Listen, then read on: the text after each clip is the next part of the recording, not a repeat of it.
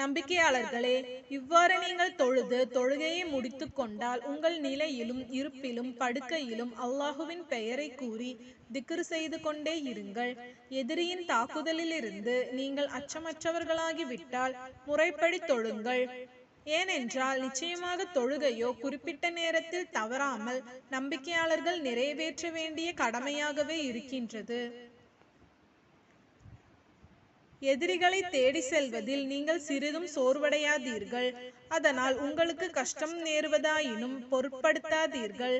ஏனென்றால் நீங்கள் கஷ்டத்தை அனுபவிப்பதை போலவே அவர்களும் கஷ்டத்தை அனுபவிப்பதுடன் அவர்கள் எதிர்பார்க்க முடியாத வெற்றி, நற்கூலி அனைத்தையும் அல்லாஹ்விடமிருந்து நீங்கள் எதிர்பார்த்திருக்கின்றீர்கள். அல்லாஹ் மிக அறிந்தவனும் ஞானமுடையவனாகவும் இருக்கின்றான்.